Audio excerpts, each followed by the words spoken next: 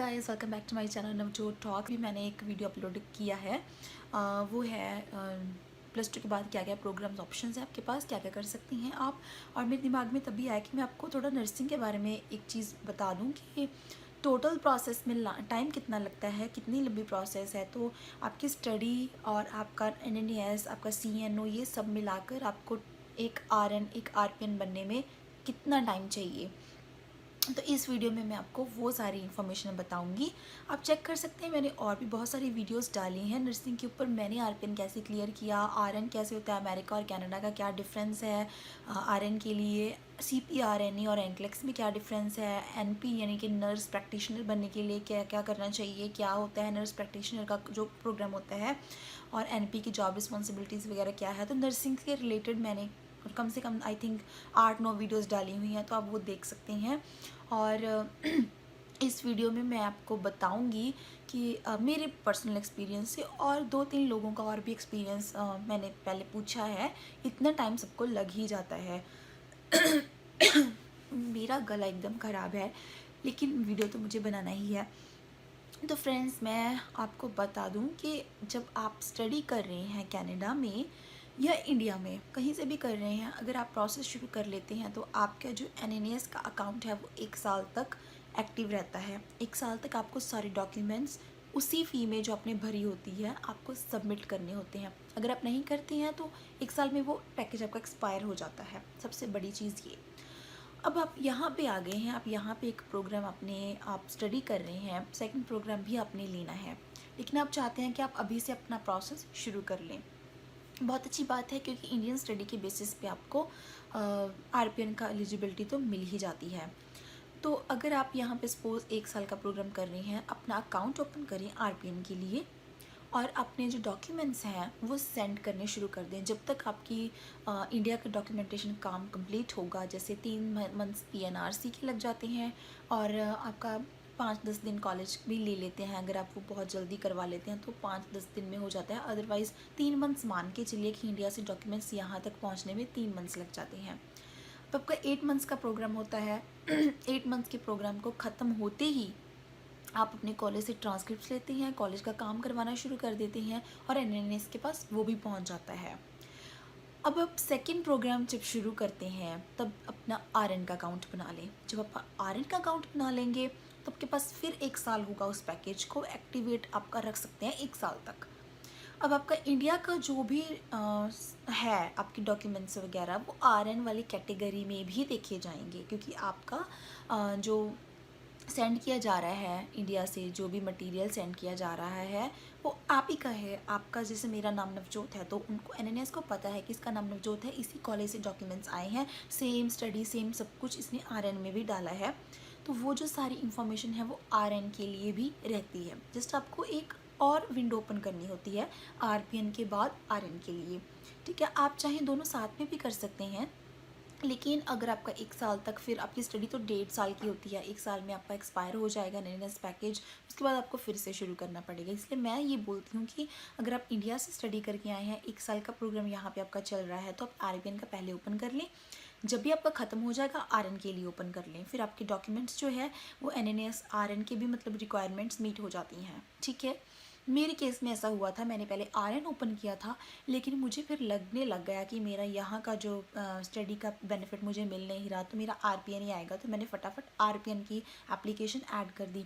एक चीज़ मैं आपको और बता दूँ, अगर आपकी एक एप्लीकेशन ओपन है, सपोज़ आपका RPN का चल रहा है, फिर आप RN का अगर ऐड करते हैं तो उसकी फ़ीस कम लगती है। अगर आप एक्सपायर होने के बाद एक और एप्लीकेशन ओपन कर रहे हैं RN की या RPN की, फिर वो नए से फ़ीस लगती है। अगर आपका 1 साल नहीं हुआ, बीच में ही एक एप्लीकेशन ऐड हो रही है, क्योंकि NNES को फिर दोबारा से डॉक्यूमेंट्स नहीं ना मंगवाने पड़ेंगे, उनके पास जो डॉक्यूमेंट्स हैं वो ऑलरेडी दोनों के लिए हैं। तो RN का आपने ओपन कर लिया। अब 3 मंथ्स आपके इंडिया से लग गए ये सब आने में, तो उसके बाद आपका एक प्रोग्राम की ट्रांसक्रिप्ट उनके पास चलेगी। अब जब तक आपका वो सारा कंप्लीट होगा, आपकी RPN की जो RPN की डॉक्यूमेंट्स तैयार हो रहे हैं, NNES आगे CNO को भेज देगा।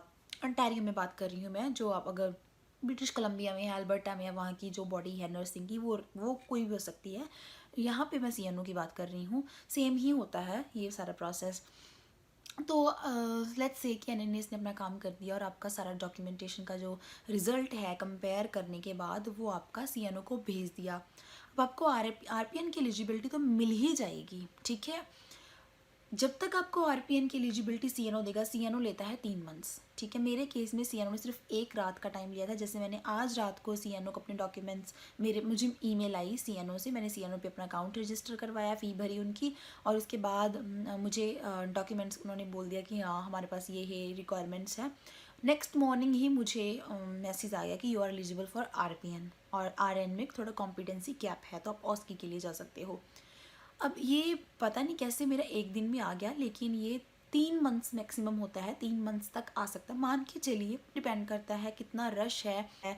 मतलब कि सितंबर में सेमेस्टर शुरू होते हैं, रिज़ल्ट वगैरह आते हैं, बच्चे तब ज़्यादा भेजते हैं, काफ़ी चीज़ें डिपेंड करती हैं। मेरा एक दिन में आ गया था। तो 3 मंथ्स आपका इंडिया का काम होने में लग गए, 3 मंथ्स आगे सीएनओ का होने में लग गए। अब उतने में अपना सेकेंड प्रोग्राम आपका कंप्लीट हो जाएगा। अब सीएनओ को फिर अपने एनएनएस को वो वाली ट्रांसक्रिप्ट्स भी सेंड करनी है। तो जो एनएनएस है वो फिर उनको भी वैल्यूएट करके सीएनओ को भेज देगा। अब आप सेकंड प्रोग्राम में होते हुए ही आपको आरपीएन की एलिजिबिलिटी मिल जाएगी। ये बहुत अच्छी बात है क्योंकि प्लस जो आपका सेकंड वाला प्रोग्राम है वो करने के बाद आप आरपीएन का एग्ज़ाम अगर दे देते हो, क्लियर हो जाता है, तो आप जॉब पे जाओगे। जॉब पे जाओगे तो आपके पास 1 ईयर का एक्सपीरियंस होगा और आपकी पीआर की चांसेस बहुत बढ़ जाती हैं, ठीक है। अगर आप दोनों कोर्सेज कंप्लीट होने तक वेट करते हो, उसके बाद फिर 3 मंथ्स इंडिया से लगते हैं, 3 मंथ्स सीएनओ के लगते हैं, उसके बाद फिर आपको एग्ज़ाम सिर्फ 3 बार होता है साल में। जनवरी टू फेब की विंडो होती है, फिर उसके बाद मई टू जून की विंडो होती है, डिपेंड करता है, 3 बार होता है, लेकिन एक एक मंथ का टाइम होता है। उसमें बहुत सारे कैंडिडेट्स होते हैं देने वाले एग्ज़ाम। तो ये नहीं है कि अगर आपको आज एलिजिबिलिटी मिली तो आप कल जाके एग्ज़ाम दे दोगे। वो भी 3-4 मंथ्स पहले स्केड्यूल करना पड़ता है आपको कि कब आप दे सकते हो। तो उतने में आपका आधा वर्क परमिट निकल जाता है, ठीक है। इसलिए मैं बोलती हूँ कि आप फर्स्ट प्रोग्राम करते हुए ही अपनी आरपीएन का ओपन कर लो। आरपीएन की एलिजिबिलिटी आपको तब फर्स्ट प्रोग्राम कंप्लीट होते ही शुरू कर दोगे तो सेकंड प्रोग्राम कंप्लीट होने तक मिल जाएगी, फिर आप एग्ज़ाम दे दोगे। अब सेकंड चीज़ ये, अगर आपका आरएन की एलिजिबिलिटी नहीं आती है, ठीक है, सेकंड प्रोग्राम करके वैसे आ जाती है अगर अच्छा प्रोग्राम किया है, अगर नहीं आती है तो वो आपको ऑस्की का एग्ज़ाम देने को बोलते हैं। ऑस्की ऑब्जेक्टिव स्ट्रक्चर क्लिनिकल एग्जामिनेशन होता है जिसमें आपको प्रैक्टिकल काम करके दिखाना होता है। अगर आपके पास आरपीएन की जॉब है तो आपको बहुत सारा क्लिनिकल एक्सपीरियंस हो सकता है, ठीक है। ऑस्की के लिए भी जब आपको बोलेंगे कि आप ऑस्की एग्ज़ाम दे दो, ऑस्की भी साल में सिर्फ आई थिंक 3 या 4 बार होता है और उसमें 100 कैंडिडेट्स एक बार एग्ज़ाम देते हैं। कितने हुए, 400 कैंडिडेट हुए साल के, तो वो इतने बच्चे होते हैं कि उनकी सीट ही नहीं मिलती है। मैं कब से ट्राई कर रही हूँ ऑस्की की सीट भरने की, लेकिन हर बार मैं देखती हूँ कि पहले से ही फिल आउट हो जाती हैं सारी सीट्स। तो अगर आपको आज एलिजिबिलिटी मिलती है ऑस्की देने की, ये हो सकता है कहीं 6 महीने बाद, कहीं साल बाद जाके आपका ऑस्की का एग्ज़ाम होगा। और उतने में आपका आरपीएन का एक्सपीरियंस आपका बहुत हेल्पफुल हो जाएगा ऑस्की क्लियर करने में। क्योंकि अगर आप लेट्स से जैसे मेरा आरएन आरपीएन दोनों का मैंने सेम टाइम पे मेरा प्रोसेस चल रहा था।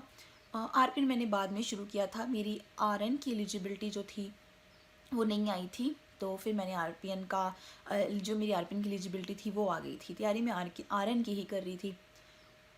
उसी रिपोर्ट में मुझे आया कि ऑस्की का एग्ज़ाम दे सकते हो आप। अब मैंने आरपीएन का एग्ज़ाम दे लिया, उसके बाद फिर लाइसेंस मेरा अभी तक नहीं आया है। मैंने 15 फेब को एग्ज़ाम दिया और आई थिंक 3 या 4 मार्च को मेरा रिज़ल्ट आ गया था। मार्च पूरा निकल गया, अप्रैल भी पूरा निकलने वाला है, अभी तक मेरा लाइसेंस का कुछ नहीं हुआ, क्योंकि फिर आपके कुछ और डॉक्यूमेंट्स होते हैं वो आपको कंप्लीट करके देने पड़ते हैं। 3-4 मंथ्स का टाइम लग जाता है आपका ये लाइसेंस वगैरह कंप्लीट होने में भी। तो अगर आपके पास आज सपोज़ मेरे पास एक्सपीरियंस होता आरपीएन का, अभी मेरे पास जॉब होती, तो मैं ऑस्की के लिए रेडी होती। अभी ऑस्की के लिए मुझे कुछ नहीं पता कि ऑस्की में क्या मुझसे पूछेंगे, कैसे करना होगा सब कुछ। तो इसलिए मैं बोलती हूँ कि अगर आप पहले से तैयारी करके रखते हैं। मैं तो बोलती हूँ जब इंडिया में हो तो ऑलरेडी पता करके रखो कि प्रोसेस कैसी है, एनएनएस का काम क्या करवाना है। इवन आप अगर स्टडी वीज़ा पे यहाँ पे आ रहे हो, जितने टाइम में आपका वीज़ा वगैरह वहाँ पे सब प्रोसेस हो रहा है, उतने में आप अपना एनएनएस का अकाउंट ओपन करके अपनी फ़ी वगैरह भर के वहाँ का काम करवा लो, और यहाँ आते ही आपका आरपीएन का एलिजिबिलिटी आपको मिल जाएगी। हो सकता है एक प्रोग्राम करते ही आपको आरपीएन की एलिजिबिलिटी मिल जाए और आप जॉब कर लो, सेकंड प्रोग्राम आपको ना करना पड़े, आपके 8-9 लाख भी बचेंगे। और सेकंड प्रोग्राम नहीं करोगे, आरपीएन करोगे, आरपीएन का एक्सपीरियंस बहुत मैटर करता है। बहुत सारे कॉम्पिटेंसी गैप जॉब की वजह से ही कंप्लीट हो जाते हैं, एक्सपीरियंस हो जाता है यहाँ का। तो बेटर यही है कि प्लस आपका डिग्री कंप्लीट होने के बाद जितनी जल्दी हो सके अपना प्रोसेस शुरू कर दो। 1 साल में कंप्लीट करना होता है ये सारा कुछ। तो अगर ओवरऑल बात करें, 1 साल तो मिनिमम लग जाता है। अगर आपको कोई भी नहीं बताने वाला, कोई गाइड करने वाला नहीं है, 1 साल से भी ज़्यादा लग जाता है। लेकिन अगर आपको कोई बता दे कि ऐसे ऐसे करना है, तो आपका प्रोसेस बहुत फास्ट चलता है। टाइम तो उतना ही लगेगा, लेकिन ये नहीं है कि आपको एक अलग से टाइम, खाली टाइम देना पड़ेगा उस चीज़ को। तो उतने में आप अपनी स्टडी कंप्लीट कर रहे हो, उतने में अपना स्टडी का वीज़ा वगैरह ले रहे हो, आइल्स कर रहे हो, ये सारी चीज़ें हो जाती है। तो मिलते हैं नेक्स्ट वीडियो में, बात करेंगे किसी और अच्छे से टॉपिक पर। मेरा गला बहुत ख़राब हो चुका है। Bye bye.